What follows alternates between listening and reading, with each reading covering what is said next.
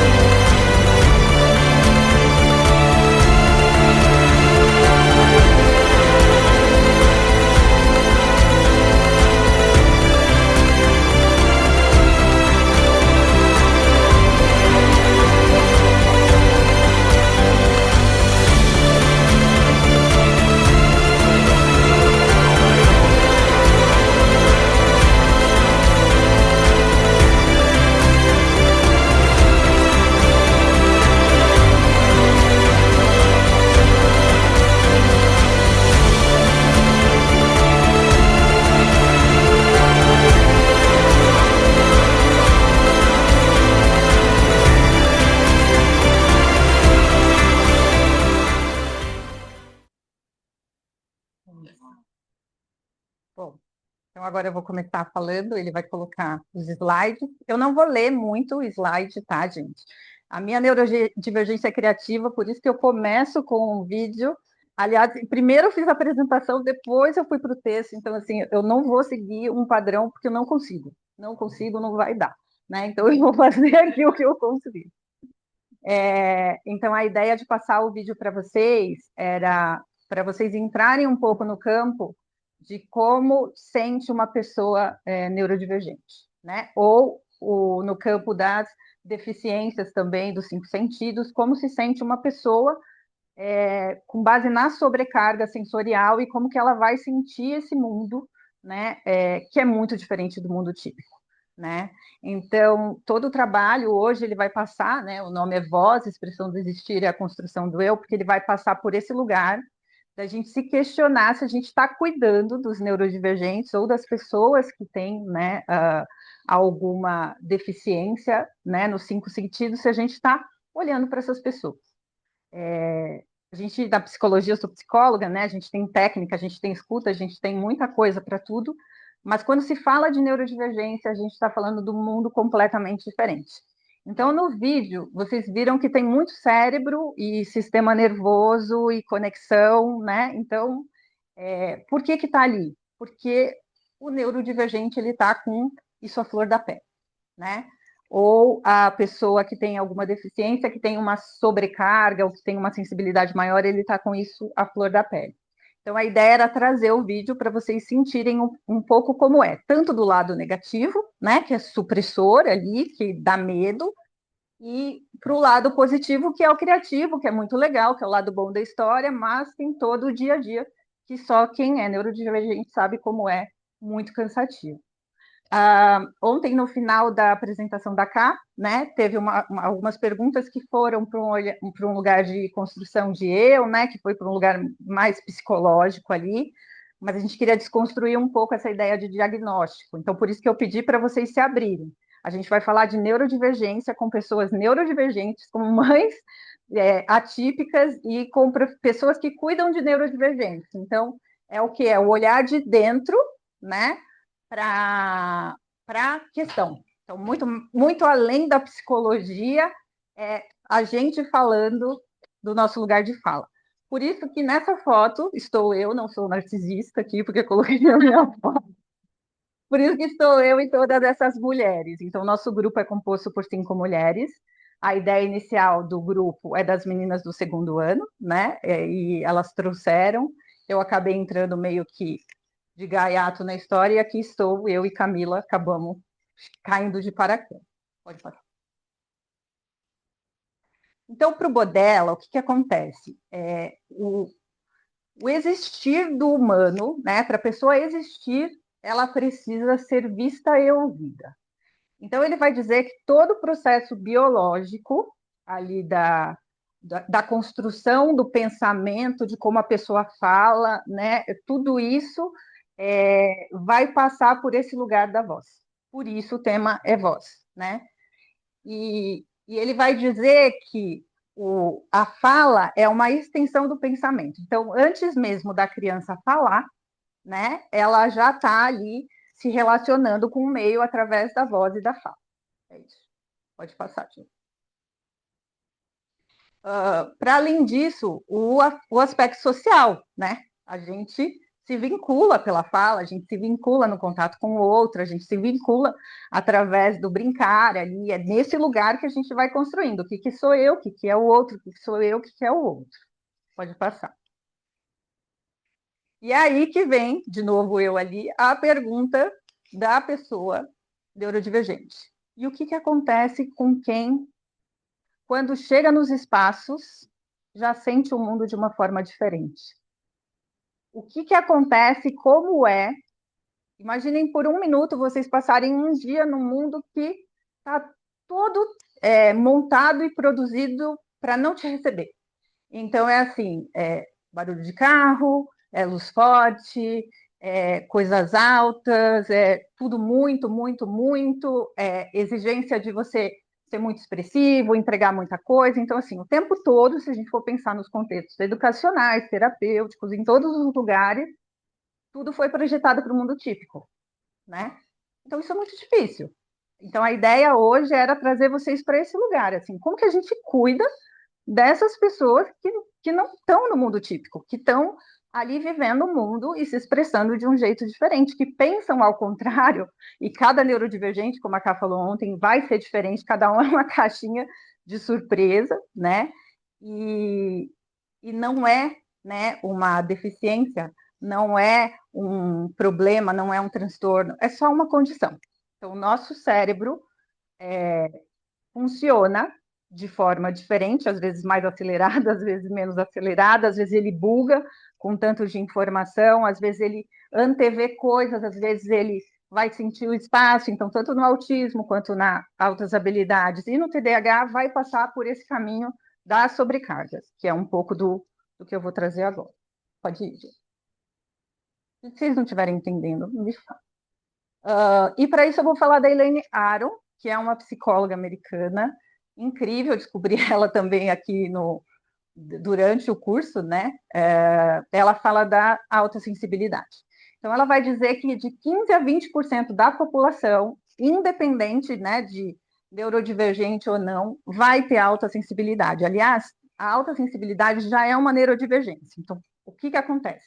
Eu posso ter altas habilidades e não ter alta sensibilidade, né? Não, ao contrário, eu posso ter alta sensibilidade e não ter altas habilidades, mas eu não posso ter altas habilidades sem alta sensibilidade, né? Por quê? Porque esse humano ele vai estar sentindo tudo ali desde o começo. Então, vamos pensar lá no bebezinho que a Ká falou ontem. A criança, ela está com fome, e aí tem uma luz amarela ali, passa um motor, passa alguém falando alguma coisa, a mãe ali aflita, está tudo muito bagunçado, e a única coisa que ela precisava era se acalmar. Como que a gente acalma um bebê neurodivergente se a gente não sabe o que ele é? Né? Como que você acolhe esse bebê? Então, a tendência dessa criança é se desenvolver mais ansiosa, né? Eu descobri com 42 anos, né, a questão da neurodivergência, e eu carrego desde os 22 anos um transtorno de ansiedade muito difícil de ser administrado, né, na vida, foi o que me levou até a ser psicóloga, mas até chegar no diagnóstico, eu não tinha entendido ainda o meu mundo ou o porquê que eu tinha tantas ansiedades depois de 20 anos de terapia, depois de ter estudado tanto, assim, por que não muda, né? E aí, o que acontece? Eu vou chegar num lugar onde a minha ansiedade é fisiológica, né? Por mais que eu trabalhe, por mais que eu estude, por mais que eu faça, ela vai estar ali comigo. Então, o que eu vou precisar aprender? Como eu autorregulo. Então, ontem eu não vim para a apresentação, né, à noite, por quê? E fiquei no online. Porque eu peguei um ônibus de Florianópolis para cá, e no meio disso tudo, um monte de informação. Quando eu cheguei aqui, eu já estava, Adri, pelo amor de Deus, eu estou expandindo, né? E aí eu vou lá comer, né? Aí eu vou descansar, e aí eu vou me recolher, tomar um banho, eu vou me reestruturar para voltar porque os barulhos, né, os sons, as energias das pessoas me bagunçam muito. Então, eu preciso estar sempre entendendo, né, no individual e no coletivo, que espaço é esse que eu ocupo. Pode ir. E aí, o que a Elaine ela vai falar? Aliás, eu indico o livro para vocês, acho que todo, né, psicólogo, terapeuta, assim, educador, enfim, mães, pais, precisam ler esse livro, porque ela traz de um jeito muito sensível. E tem pesquisa, né? Enfim, ela fez isso lá, ela fez protocolo, não é algo assim da cabeça dela, né? Ela estudou isso e hoje ela já é muito validada nesse lugar da neurociência. E ela vai trazer que as pessoas altamente sensíveis, elas têm mais propensão a ter a sobrecarga sensorial, que é isso que eu estava explicando para vocês, né? Então, diante de um estímulo, se eu tiver regulada, eu posso ficar bem. Mas dependendo do barulho, do som, do cheiro, né, do que estiver acontecendo, por uma pessoa altamente sensível, ela vai desregular. E isso vai levar ela para estados ansiosos, isso vai levar ela para estados onde ela não vai conseguir se orientar muito bem, né? No livro ela traz muito que as pessoas choram muito, né? Então assim, ela conta casos, por exemplo, eu não entendia por que eu ia para a escola e aí depois do intervalo eu ia para o banheiro chorar. né? A pessoa ia para o banheiro chorar porque a sobrecarga daquilo que estava acontecendo na escola era muito. Ah, eu não consigo falar em público, que era o meu caso, né? Não consigo falar em público, me derreto na frente, acho que está todo mundo me olhando. E aí entro em desespero. Por quê? Porque tem lá a função da alta sensibilidade, né? Criatividade vai estar presente, então é isso que eu falei para vocês, né? Eu penso ao contrário, eu penso primeiro na apresentação para depois pensar como que eu vou escrever o texto. Então, meu cérebro ele conecta tudo ali e depois ele vai escrever e embasar. E daí eu até falo, faz depois embasa, né? Meu bordão. Vamos fazer depois a gente dá um jeito de embasar, né? A questão da intensidade. Então, por exemplo, um neurodivergente, uma pessoa com alta sensibilidade, ela termina um namoro, ela está morrendo. Gente, ela está morrendo uma parte dela. Não é assim, terminei o namoro e vou pegar o próximo, né? Meu pai falava, filha, é que nem táxi, passou um, pega outro. Não é. Não é que nem táxi, entendeu? Não é. Ela vai sentir. Ela vai sentir isso num nível de profundidade que ela vai precisar ir a fundo naquele sentimento, naquela sensação, em tudo que ela está vivendo, até que ela vai, no fundo, ressignifica a volta daquele luto. Para quem está de fora, fala, menina, o que está acontecendo? É exagero? Por que você está aí, né? Lambendo o tapete, lambendo a lona ali. Mas é assim que funciona. E aí a gente vai fazer uma prova, a gente vai participar de um concurso. Por mais que você tenha altas habilidades, você saiba muito sobre o tema, você sempre vai achar que não sabe nada. E a cabeça não para durante a minha. Eu falo isso nas minhas apresentações, eu estou o tempo todo captando a informação que vocês estão falando, falando não, olhando, como se eu estivesse ouvindo vocês pensando, olhando para cá e ao mesmo tempo me julgando. Tá bom o que eu estou falando? Vocês já pensaram que está dentro de uma cabeça? Assim, que o tempo todo está captando nuances, o ambiente, pensando e se julgando. Nossa, será que tá bom? Gaguejei agora, né? Eu já parei 4 vezes aqui e falei, gaguejei, né? Então,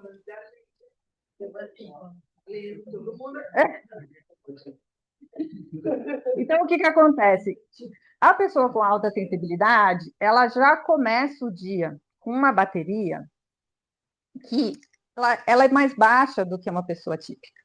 Então, o que vai acontecer? No meio do dia, dependendo da quantidade de estímulos, ela já vai estar muito cansada, né? Ela já vai estar muito exausta.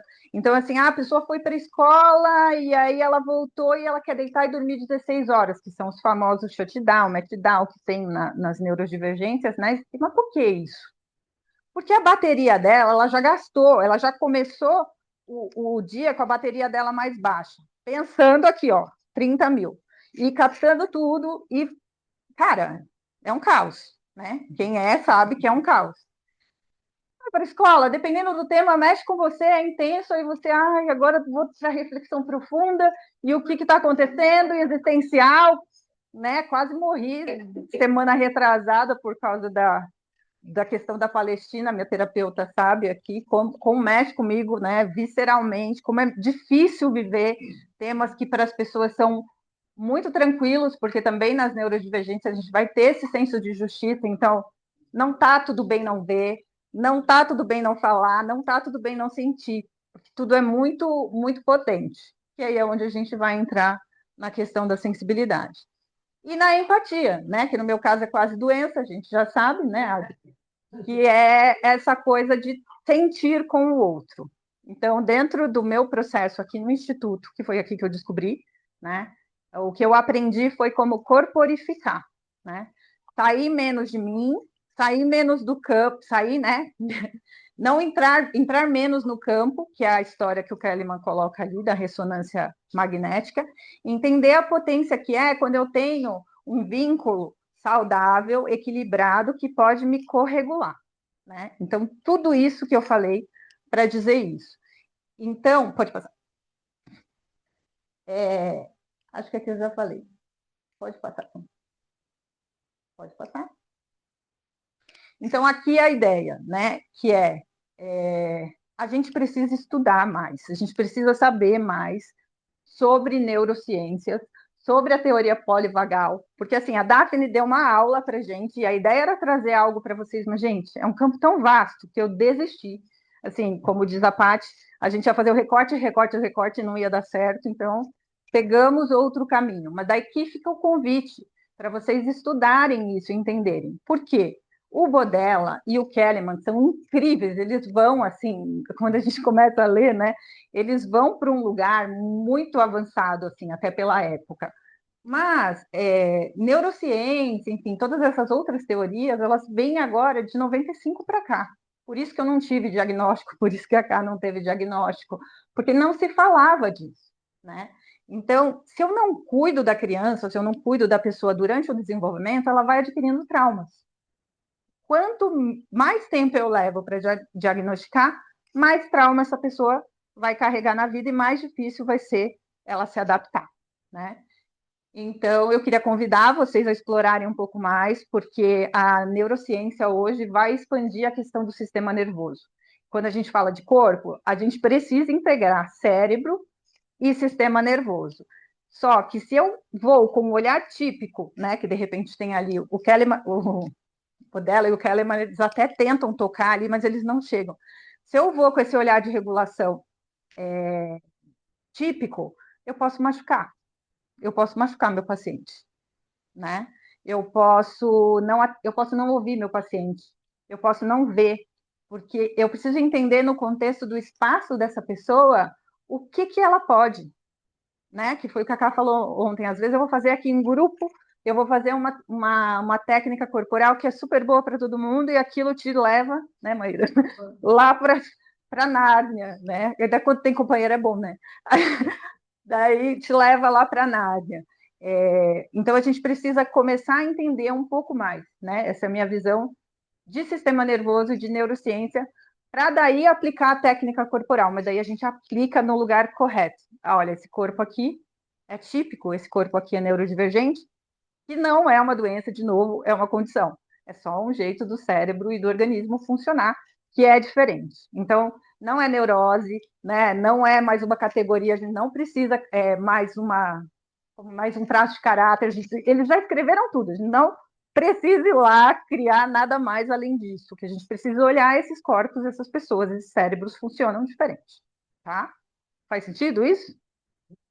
Pode pular. E aí ele vai dizer, achei essa frase linda, por isso coloquei, que a personalidade está ligada ao som.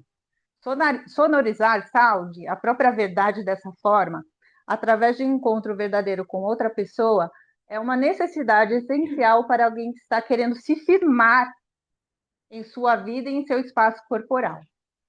Então, olha o que ele está dizendo para a gente, né? Ele está dizendo que o sonorizar, né, o ser visto, o ser ouvido, é o que vai firmar a pessoa. Então, vamos pensar na criancinha neurodivergente, né? Que cresceu lá, ela queria comer, aí ela chorava e balançavam ela, né? Aí ela queria, sei lá, dormir e tinha uma luz amarela ali. Aí ela vai tentando, sabe? Ela vai tentando se comunicar e ela vai percebendo que esse mundo não ouve ela, né?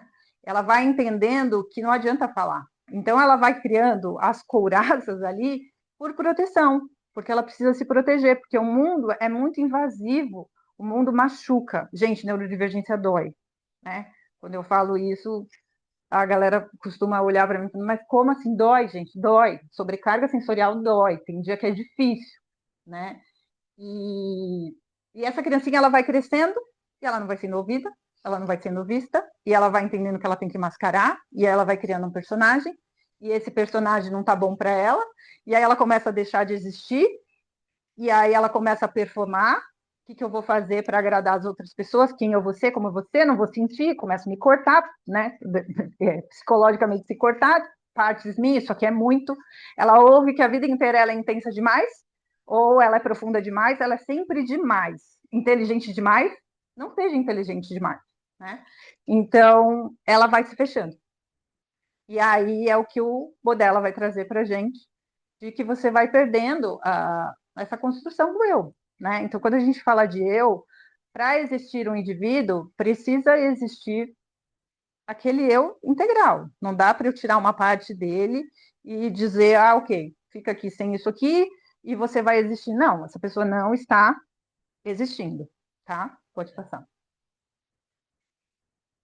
E para o Bodella, incrivelmente, né? E para o Kellyman, maravilhosos, a mudança vai acontecer quando o terapeuta e o cliente podem ser eles mesmos, sem nenhum julgamento de que precisaria se consertar algo.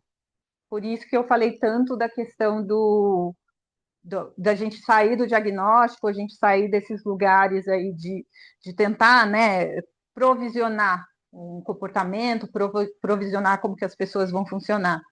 Porque se eu não estou ali com o outro, eu não estou em relação. E em relação, a intensidade do outro tem que caber. Na relação com o outro, a deficiência dele tem que caber. Porque não adianta eu tratar a pessoa que tem uma deficiência de 5 sentidos, eu tenho um irmão com síndrome de Down, também tem este outro lugar de fala, né? No final eu vou mostrar para vocês, mas assim, a minha família é atípica, assim, de mão cheia, né? Então, assim, tem bastante história para contar, se vocês quiserem. Mas, assim, não adianta você querer que a pessoa com deficiência, no caso de uma deficiência, ela seja aquilo que ela não é. E a gente sofre por isso, porque a gente quer que o outro seja outra coisa. A gente quer que o outro seja diferente. Eu passei 20 anos de terapia ouvindo que eu era intensa demais.